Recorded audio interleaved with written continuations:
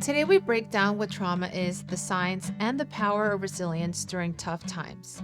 Dr. Lydiana Garcia, a trailblazer in counseling psychology with a PhD and a seasoned trauma healing expert, is sharing mindfulness and simple techniques that can make a huge difference. We'll explore how our brains play a role in healing and various therapy options. We will also offer advice on supporting friends and loved ones. Plus, she provides insight into how trauma affects kids and teens and what parents, teachers, and schools can do to help. Today, I want to welcome Lydiana Garcia. How are you today? I'm good. Good. Thanks for asking. How about yourself? Thanks.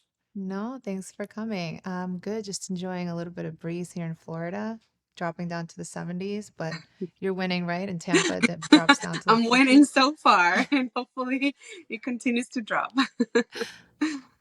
Yeah. Yeah. So I'm excited about today's conversation.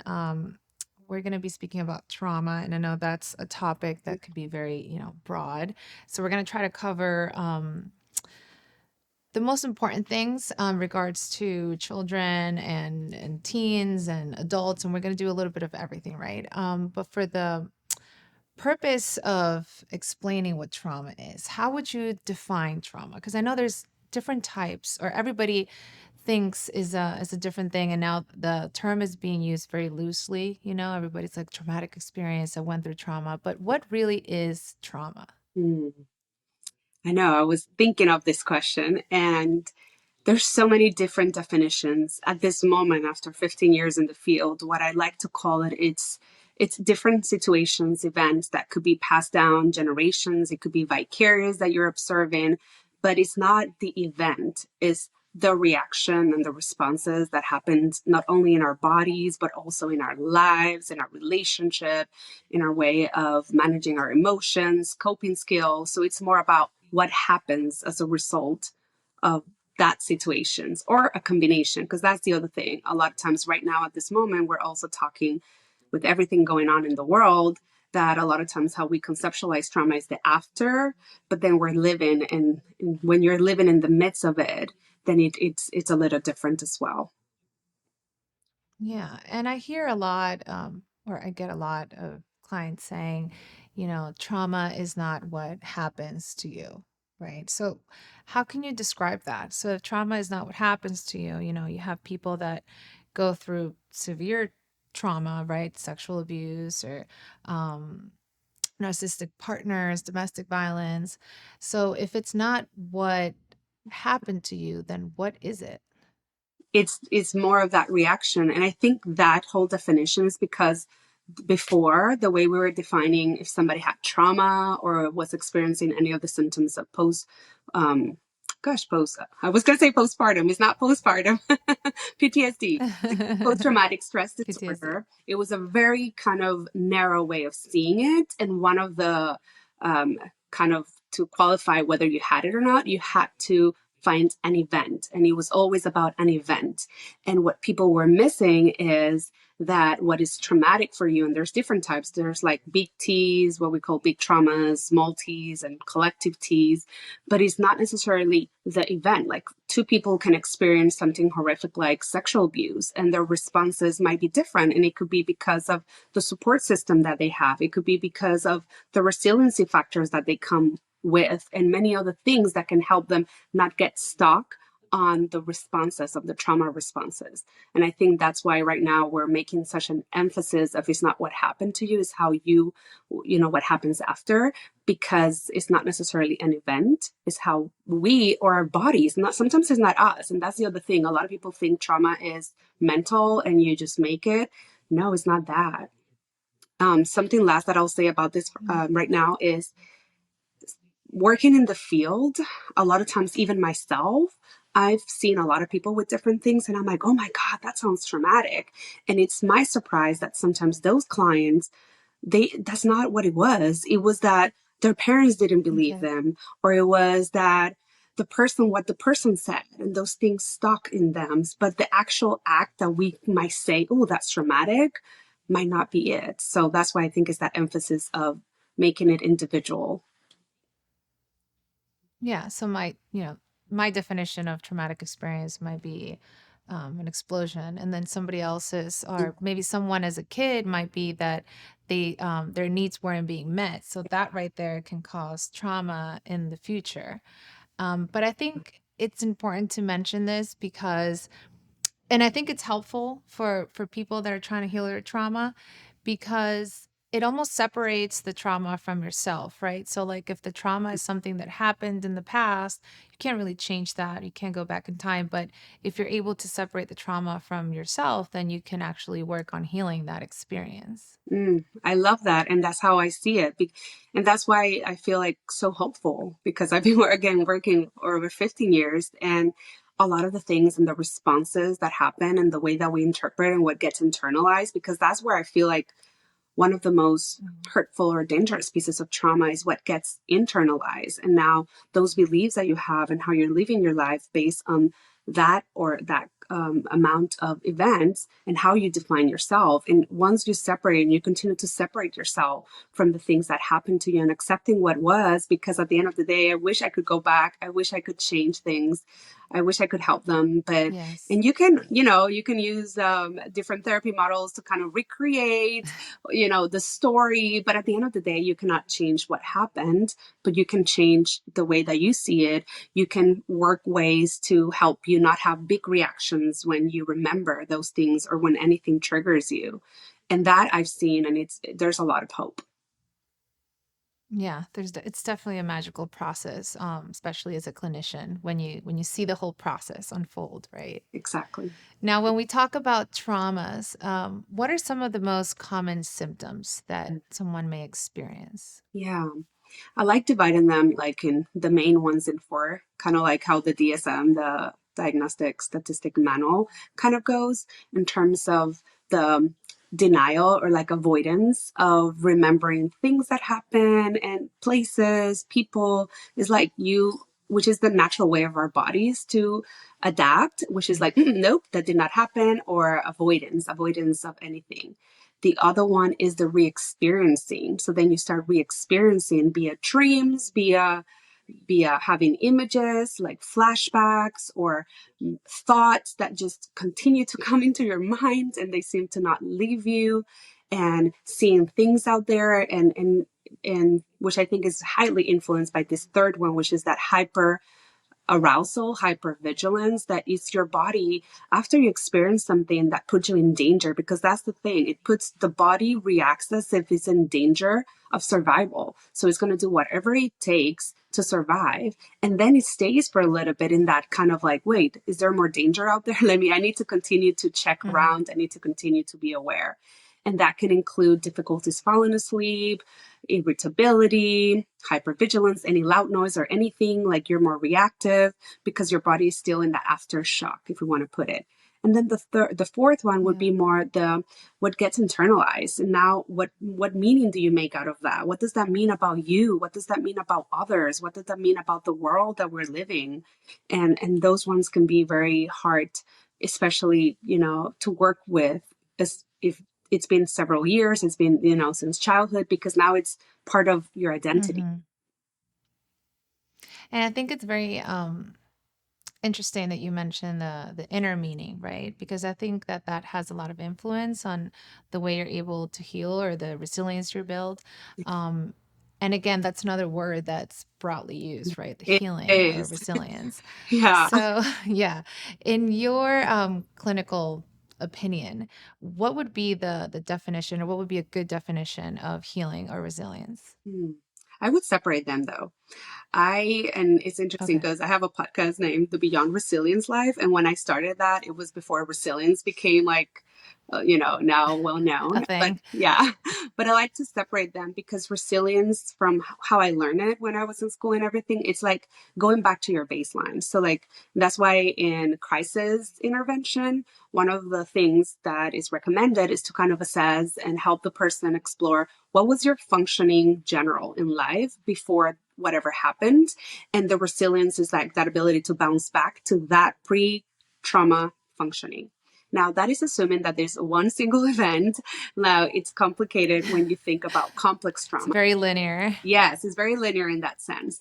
But if it's complex trauma and there's generational trauma, collective trauma, and that's all you've known, then what is the pre-functional? That's another question. But healing for me, it's more that process Yeah. that you're embarking through your life to continue to release kind of like the what is holding you back, what is holding you from your truth because of the way that you've learned to cope, to survive, that it's going away from your soul truth, from your soul wisdom. And so in that sense, you continue to release these things that are holding you back. You continue to release what's no longer serving you in your life. That could be thoughts and beliefs about yourself. That could be behaviors that you've learned to cope in relationships, in your life, that they're no longer serving you, that they were literally coping skills and help you survive, but they're no longer. And in that journey, you continue to be more of you, more of you, more of you. That's how I like to see healing. And it's never ending. And there's always new stuff Of happening. course. So then you continue to kind of like, oh, there's something new. Okay, that's impacting me this way. How is that changing me? And what is this showing me about myself that I want to continue to integrate and was not? So that's how I like to separate Yeah. them. Yeah, I read how trauma can almost cause a disconnection of almost like yourself, right? And your general life, and Mhm. healing would be almost like making that connection again, Exactly. right? And that just made a lot of sense. I'll make that make sense. And like you mentioned, it's an everlasting thing, right? Yeah. Growth, healing, all of that. So I think it's an important element when we talk about Mhm. trauma, right? I feel like it goes Yeah. hand in hand. And something that you said about that disconnection is not only with yourself, is the disconnection with others. And now with the information that we have about the nervous system, we are now able to say, yes, when somebody is in a trauma response of survival, like a fight or flight or freeze response or collapse response or fawn response, your ability to connect to somebody else is limited because now you're functioning from a different area. Your nervous system is it's the energy is going to like what is danger and how can I avoid it and how can I survive. That doesn't allow enough space for you to be completely present and connect with other people in a genuine kind of present way and to the land. But that's, yeah, again, that's another huge concept, but it's a big one because when we're It's a disconnected whole, from our yeah, it roots, is. yeah, Hmm. when we're disconnected from our roots, from the land, from each other, and because now we see everything as a threat. Yeah, we continue to perpetuate trauma that way as well. Correct. And I feel that that's why it's also important to have like a self-care routine or like really take care of yourself. Like I feel like it goes hand in hand with the healing. What would be one of some of your recommendations when it comes to self-care? Mm. I like to go back to the things that have worked. A lot of times when we think of therapy or healing journeys, like, oh my God, I have to change everything. And I like to go back slow because we're approaching, or I'm going to say this is a generalization, but a lot of people out there are approaching trauma from like quick, let's do this fast, let's just get back. And we forget that it's been happening for years, that it's not that way. And when we approach things from that, let's do it fast, let's do it quick, then it's like that idea of learning all the skills, learning all this breathing, doing all these things. Mm-hmm. And that doesn't resonate with me. What I like to go and help my clients is more like, okay, what has worked for you? Let's explore. When you were little, when you were younger, or in life, what was something natural that brought you that sense of comfort, that sense of calm, enjoyment? Fun is important because when we are going through trauma, we also don't devote that much time to fun, to really enjoy things. And then I explore. And some people, it could be like, oh, I like to draw when I was little. I like to color. I like to be outside in nature and just look at the clouds. It could be, different things. So I like to go back there and start building on those. And then I also like going into the senses because via mindfulness, there's a lot that you can do. So like really exploring via your senses. Obviously, this is assuming ableism in Hawaii. So whatever senses you're able Yeah. to, then you can kind of start building up. what brings you joy. Let's say if you're able to see, what are the things that you see around that brings you joy? What are the sounds? What are the smells? What are the tactile sensations in your body? What are the different taste and movements and all that? And I like to build on that. And a lot of times Yeah. people wait until they're dysregulated, and that can be too late. So I like to also recommend adding those things even when you're well, so you can continue to build on Okay. that. Because a lot of times when we're used to survive, even starting to regulate can feel like, wait, there's no chaos going on, and our bodies can interpret that as Yeah, it's danger. like out of your comfort Yeah, zone, yeah. right? Because you're so used to this like hectic life, and then everything just kind of eases in, and you're like, what is this? I don't know this. It makes no sense, but it happens a lot, and people don't talk, I feel, enough about it. Hmm. Yes, it happened to me as well. As I moved into that, it was like, no, Yeah. no, I'm used to, get this, but it's no. And slowing down can be triggering for some people. Yeah. Yeah, especially if I've always been on like the flight or flight, or I have to do this, or I have to fix this. And then it's like, no, slow down. Yeah. For them, it could definitely be triggering. Now, when you see your clients, do they usually come knowing their traumas, or do you help them identify their traumas? How do you do this? I feel like now, with so much information in social media, a lot of my clients are coming in with, Everyone comes with trauma. yes, I I think feel I like have trauma. everybody, especially younger generations, are like, I have this, I have that, and Okay. they have the diagnosis and they tell you all the symptoms, and I'm like, oh wow, okay, cool. But at the same time, I like to go very slow about this. I feel like when I started in the field, I was like intrigued. So I was like, ooh, kind of like, let's dig. Right now, especially if the person is going through a lot in their lives, I don't like to dig. And sometimes they go like, I want to explore if that happened to me. And I like to question that. Like, why? Especially if they're not, and when I say they're not like supportive, like let's say they're struggling financially, they don't have a good support system, they're having some physiological symptoms, some medical issues, if they're not in a stable space that they can, because when you're doing trauma work at the beginning, it's going to be messy. There's going to be things that are going to challenge you, and you need that support, or that will be ideal, so that journey can be less intense. Let's put it that way.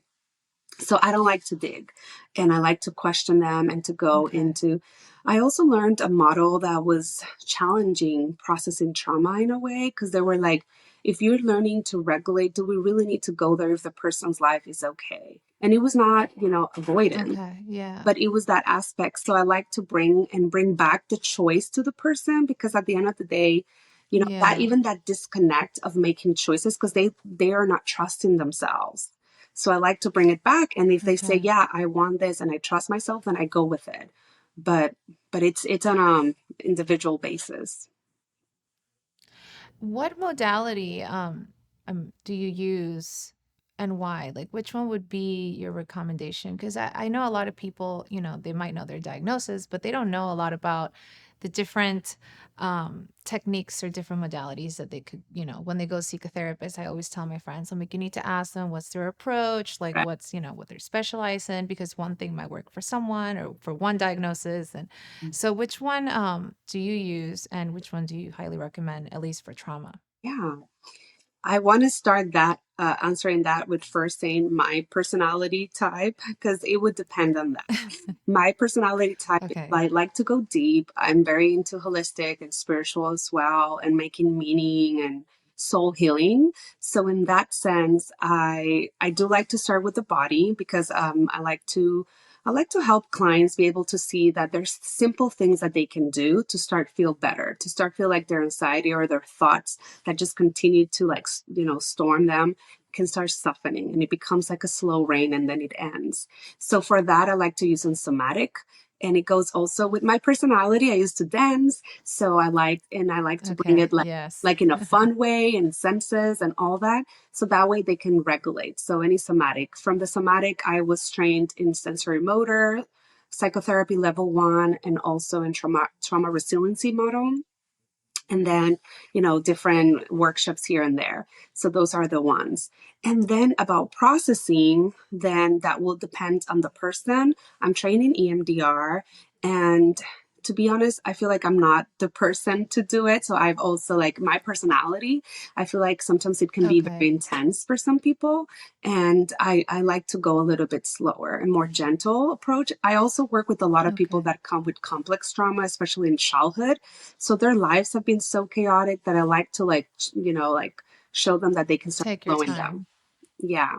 So, but EMDR for some people, it can be helpful, especially single events. I feel like it could be really helpful. And if a friend calls me that they're going through something recently, I'm like, okay, bilateral to kind of help the brain process the trauma in Okay. many ways.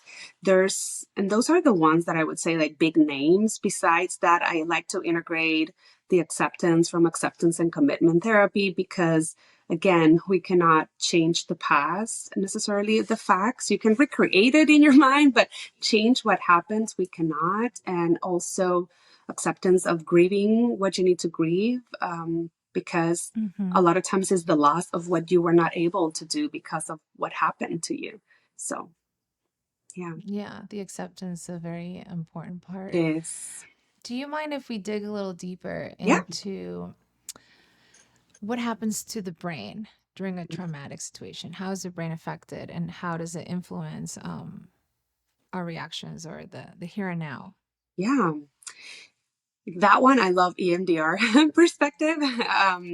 And from that, kind of like their theories that they're basing, and this is very loosely from what I've integrated with when I learned EMDR. But it's that idea. I like the movie Inside Out from Disney that talks about like Oh, I love it. memories that they're like encapsulated. And, Yeah. and I'm a very visual. And I also like integrating movies to explain analogies. But when something traumatic happens to us, it's like our brain goes into like, wait, what's going on, kind of literally. And then that memory can get like kind of like a mirror that just broke, and all these pieces or all these puzzle pieces are like all kind of everywhere, and the body and the brain is trying to put those pieces together. So some of those memories get kind of encapsulated and lost, but the brain is trying to put them together. And that's why a lot of times it's like remembering and flashbacks and all these things. And I like to see that as part of the approach of the brain trying to make sense of what happened and integrating the story, because when something big traumatic happens also, some people can have difficulties with memories, and it's not necessarily that they did not make the memory of what happened, but it's like the memory might be all over. And memory is such a nuanced and complex subject because you can make new memory. Yeah, it's a very complex subject in itself. So, and then the brain now, so like that's like in a general simple way. Now when the body Mm-hmm. perceives danger, I like to use the kind of traffic light. So let's say you're normal and you're going into Mm-hmm. your life, everything is well, you're in the green zone. The green zone would be an area that is mostly by the parasympathetic nervous system and is helping us to be in what we call rest, digest, and connect as well. So our bodies are doing the functioning as well, the digestion, the heartbeat is everything is regulated and is functioning well. Then if our bodies perceive any danger, and I like to emphasize body because it's not our mind, it's whatever our bodies is perceiving via all the data and information that is being, like right now as we're talking, our body's making sense of all this data that is receiving from all the different senses. So if anything seems like it's a danger cue, then our bodies ideally first can orient and be like, wait, is that a lion? And if that lion is far away, can I run? What can I do? But in many cases, there's no time for that. So, so it's, and for this, I also like using the Dr. Aman, Dan Siegel's brain model with the hand. So I'll use it to continue explaining. So imagining, and gosh, I wish I would have put did my nails. I didn't, but oh well. So my nails It's and fine. would be kind of like the prefrontal area of the brain. And this is from Dan Siegel, again, very loosely. Go to see him in YouTube and you can find the whole video. But that represents our prefrontal area of our brain, and that represents the area that is mostly implicated of being a human being, making decisions, rationalizing, concentration, problem solving, all of that. So it's our area that it's again most related to an evolution. Then our thumb would represent our emotional brain, and also the area that has our kind of an alarm system, which is called the amygdala of the brain, that Mm-hmm. it's kind of like making sure, like, wait, is there a danger? And then this area represents the back part of the brain and the different areas that control the most primitive functioning, your breathing, your heart rate, and all those things that you're not thinking about is the autonomic nervous system. So in our brain, this is all integrated, and that's the green zone. So if the brain assumes there's danger, this goes out. So our ability to problem solve, to think Yeah. clearly, to make that, it's out. Now the body takes over. And and then that yellow zone of the traffic light would represent usually our fight. Fight could be literally physical fight. That's why a lot of times feel a rush of warmth towards our extremities, because the body is preparing to fight. And there's also the Okay. flee, which is the running away. There's other ones like fawn and all that I won't add necessarily here, but I'm just talking about the, Yeah. yeah, there's, it can get Yes, yes. complicated. And The major then ones. in our, if our bodies perceive that, and that is more if we need to mobilize ourselves to fight or to run. If our bodies goes like, that lion is too close, and remember this is out, so it's our body that is making the sense. Yeah. That lion is too close and we cannot run. I'm not strong enough. I'm going to die. So I'm going to play dead. And I'm going to play dead by freezing, by numbing. Some people can even collapse. And there's a very small chance, but a lot of people are afraid, but some people can die in that extreme fight, frightened situation. It's very, very, very rare. Yeah. Your heartbeat lowers so much that could happen. But it's that way of the body doing anything to protect themselves. When I share this, Okay. most people go like, "Oh, okay." But what I want to really, hopefully, you can hear, and the audience Yeah. is the freeze response is autonomic as well. It just happens. You cannot control it.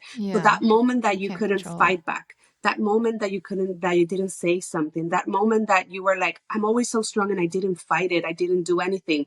It was your body doing whatever it needed to protect yourself. So this is a message to Okay. stop blaming yourself, stop seeing that you were the one at fault. It was your body doing whatever it needed to protect itself.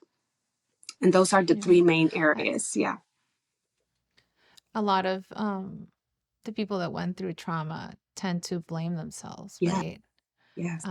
So it's important to know that it's, it wasn't your fault. And even when we argue or we speak, we always go back and say, oh, I could have said this differently. I could have Right. done this differently. But like, it doesn't serve a purpose, really. It doesn't. Not at And all. if you have that internalized, then that actually can perpetuate cycles of oppression now that you do to yourself, because blaming ourselves, shame can put the body in that trauma response.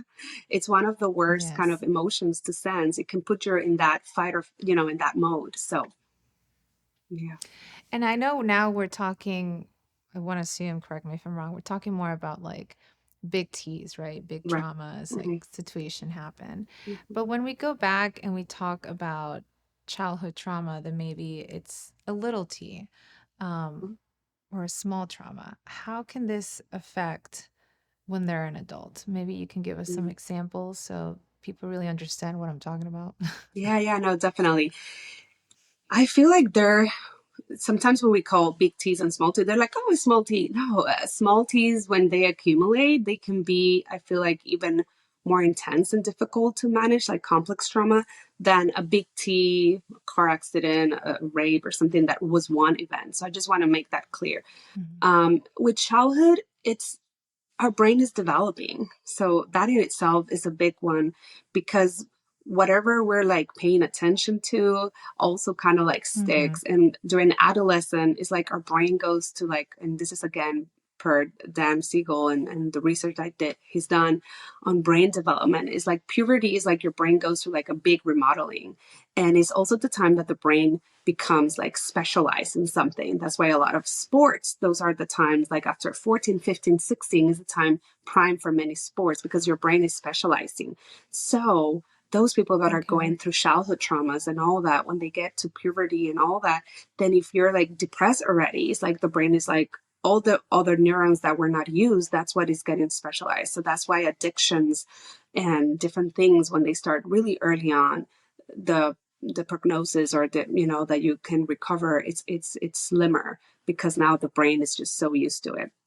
But childhood traumas, childhood experiences, they defined, like, in childhood is when we define ourselves, like, but based on how the Mm-hmm. others are responding to us, is how we learn about if the world is safe or not, is how we learn about relationships, valuing ourselves. So if we've Yeah. experienced trauma besides all those four areas, then that's where it start to, those are the other areas that are needed to be explored, like your Yeah. relationships, the way you see yourself. And a lot of times Mm-hmm. it could be something, I don't want to call it a small, like, but it could be like you did not receive in your house the nurturance and unconditional love from your parents. Yeah, so when you don't Yeah, receive the core needs, definitely mhm, reflect on your future relationship, right? Like for yeah, example, and yourself as um, well. if as a kid, yes, you were receiving love, but then maybe they were making you feel guilty for it. And that's something that might transpire in your future relationship, right? When somebody else is not doing or putting the same effort as you are, then you're going to make that other person feel guilty. So I Mhm. definitely see the correlation of how any type of interaction when you're young or a teenager, and the brain doesn't even develop till you're 25. Exactly. And that's Newsflash. under good So conditions. That's under good conditions. So if you've had different, like, psychological traumas, relational traumas, and physical traumas, because there's a mhm. lot of accidents that kids can happen, like motorbikes and, riding your bike, playing around. If you have any brain traumas, meaning of falling or hurting yourself, or even abuse, then that will make it even Yeah. slimmer. Yeah. Yeah. Another factor that I think is very important when speaking about the context and trauma would be the support system, right? Whether it's Mhm. friends, family, therapist. What would you recommend, or what would you say to someone that might have a family member or friend that has gone through trauma? How can they assist them? How can they be of help? Hmm. That is a beautiful question. I I like to, like, talk, when I talk about support, is it's not what you do necessarily. Like, a lot of people think like they need to do something, and that could be their own experiences in life. But sometimes I feel like they need to That's get your them. own trauma. Yeah, that's their own. Yeah, their own traumas. But sometimes they think it could be something like, I need to get them to do this diet, or to take this treatment, or to do this. Hmm. And and if the person is not receptive for that, that could be counterintuitive. So I usually recommend, like, knowing that person, just being there and being able to listen to them, and being able to hold the space for them. And what I mean with that, in a simple way, is sometimes it's like, oh wow, just listening, being a listening ear, and reflecting back what they said, like, wow, that happened. Wow, I'm sorry, and just like that. That in itself, of having a human being being able to be there with us while we're in pain, without any agenda of changing us or going into positive or sometimes toxic positivity about just, see Yeah. this way, can be one of the most beautiful gifts that you can give to someone else. And getting the support you need, Yeah. like, let's I say your completely loved agree. ones, and it's been hard, and I can get it. It makes completely sense. I know this is like, I got a degree, I have 15 years of of experience of holding space for other, but it's hard, it's a lot. So also getting the support that you need as the helper, caretaker, whether that is a support group, whether that is getting your own therapy, doing what you need so you can also nurture yourself, because it's hard when you're holding space for someone and they're in their feelings. And Hmm. yeah. What about parents specifically that have to, endure themselves going through a trauma, or having a child that has been through a trauma? What advice would you have for them, or how can they, start in this process of healing? Yeah. First thing will be self-compassion. And it's so important. It's really hard. I'm a mama myself, and after having my first is when a lot of my trauma kind of like surfaced, and it was like a shock to my system and to myself. So it is really hard. So finding self-compassion, knowing that by you trying to do your best is all that you can do, and knowing also, and this is a quote that I heard from Dr. Gabor Mate, is like doing your best, knowing your best is not enough. And I know sometimes that is hard to swallow. And I'll say it again: doing your best, knowing your best is not enough. And that could be getting into a class. There's a lot of resources out there. I like different ones like Latinx parenting for the Latinx community, but for Mm-hmm. everyone is in that speaks English can relate.